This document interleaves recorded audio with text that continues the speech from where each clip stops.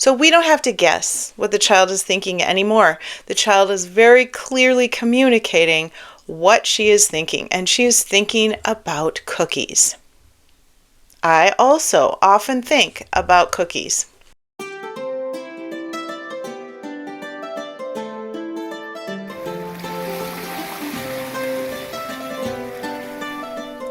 Hello, welcome to the Chirp YouTube channel. My name is Christy, and I am your friendly online speech-language pathologist and specialist in children's communication development, which includes behavior, including challenging behavior that we don't particularly like, because behavior is a type of communication. Today I am here with the third video in our series on the different developmental capacities, basically stages of communication development. These are different from the ones that you might typically see, for example, on the ASHA, American Speech-Language Hearing Association website, or the Pediatric Doctors Associations, because these are not speech capacities or language capacities or hearing capacities or motor capacities. These are capacities of engagement, capacities of communication. And communication is very different from speech or language or motor skills. Communication, engagement is a much bigger thing, and we need to be paying attention to communication as a holistic thing, which is why I am doing this series. And these capacities come from one particular model, at least this series, they come from one particular model called the DIR model. You can find lots of links in the information box below this video.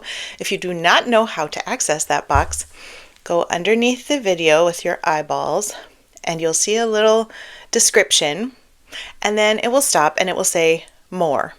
Click on the more and you will be able to scroll through numerous different links and recommendations that you can use to educate yourself further. The third developmental capacity in this model is intentionality and two-way communication.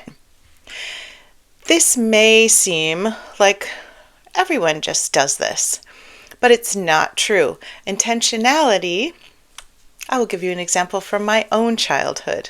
When I was a baby and it was lunchtime, and many children do this, it's not just me. I'm not some child genius or child demon.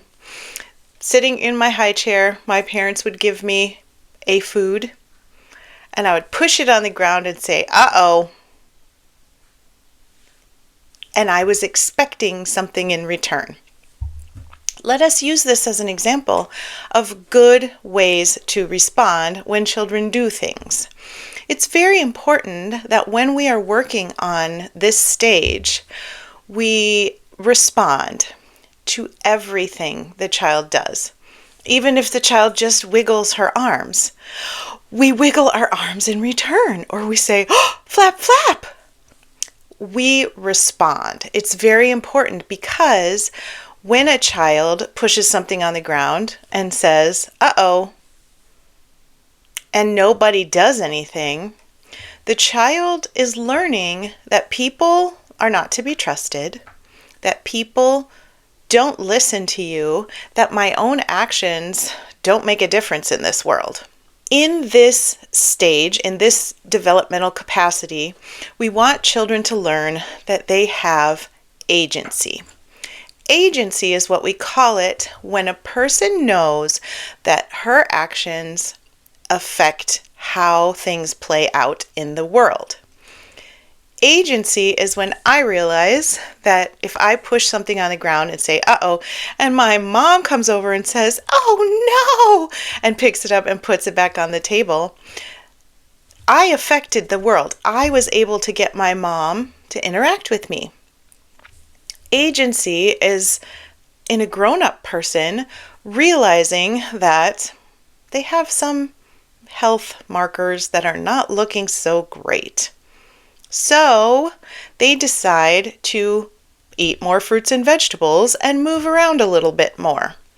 That is agency. Lack of agency leads to problems with communication, obviously, because we don't believe people are attending to us, and perhaps they weren't when we were a child. Lack of agency leads to the belief that no matter what I do, it's not going to make a difference. It's not going to change my environment. There's nothing I can do. It's all hopeless. We do not want our children to grow up with that belief system. We want them to believe that their actions make a difference in the world. No matter how advanced or not your child is, this is an important skill to work on. Now, we already worked on staying calm and regulated. That is developmental capacity number 1. And we already worked on developmental capacity number 2, which is engaging and relating, where we're enjoying activities together with a child who may have some restricted interests. And now we've moved on to developmental capacity number 3, which is this intentionality and back and forth communication. The communication partner, me, I need to make sure that I'm watching the child so that I can respond to whatever this child does. And when the child does something, let's say the child flaps her hands, I will stand in front of her and flap my hands in response with a very excited look on my face. The child, in this framework, this is called circles of communication. The child opened a circle of communication, maybe intentionally, maybe not intentionally the first few times, by flapping her hands. I built on this, continued the circle by responding, by flapping my hands. Now it's up to my child to respond again and bring this whole communicative interaction into a whole circle by doing something else. Perhaps she smiles when I flap my hands back at her. Perhaps she laughs. Perhaps she looks at me right in my eyes, which is maybe very rare for her to do.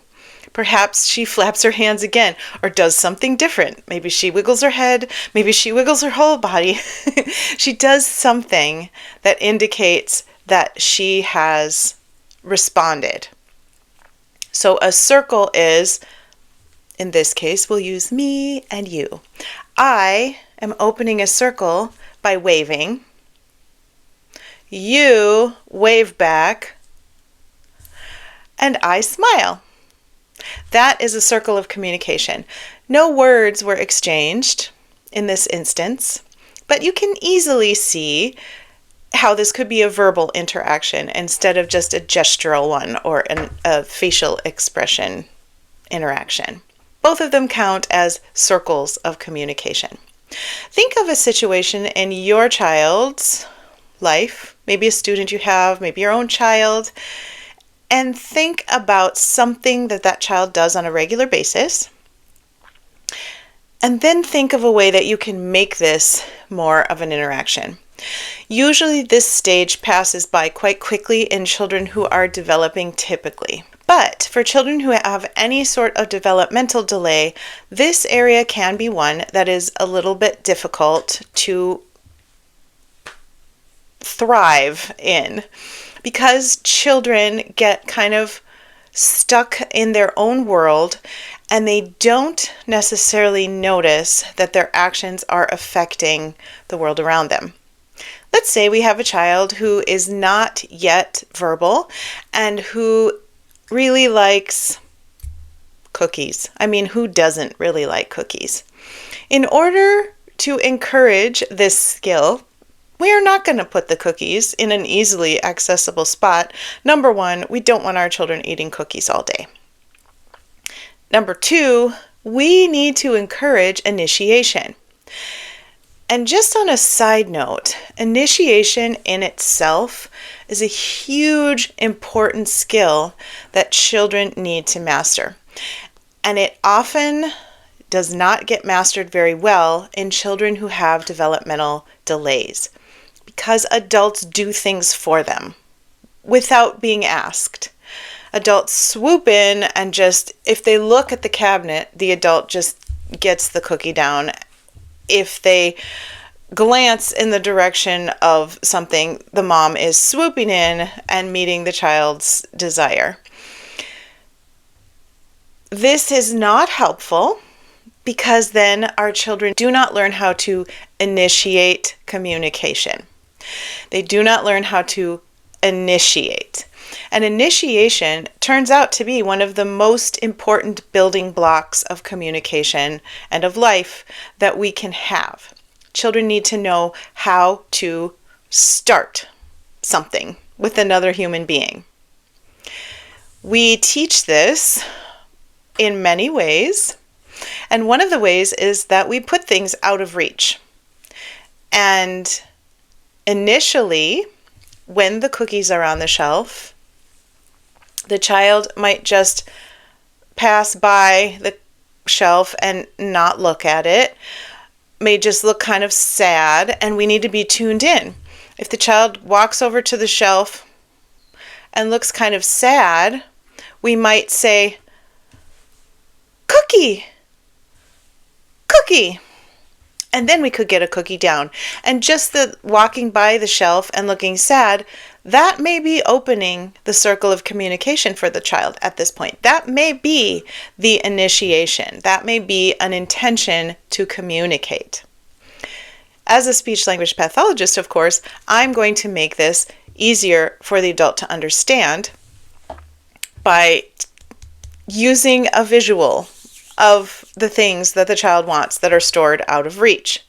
I'm going to put a picture of the cookie right on the counter, right there on the edge of the counter, where the child can touch it, where the child can grab it and hand it to the adult. So we don't have to guess what the child is thinking anymore. The child is very clearly communicating what she is thinking, and she is thinking about cookies. I also often think about cookies. So, we have made it easy for a child to open a circle of communication by putting something out of reach that we know she wants, in this case, and by giving her a way to open a circle of communication that we can understand. So in this case, she might walk by the cabinet, grab the cookie thing, she might hand it to us, or she might just hold it. That is opening a circle of communication. I say, "Oh, cookie!" I get the cookie and give it to her, and then she smiles at me because she got a cookie. That is a circle of communication. Now, we don't need to put all a child's things out of reach. In fact, we should not, because children should have access to their things.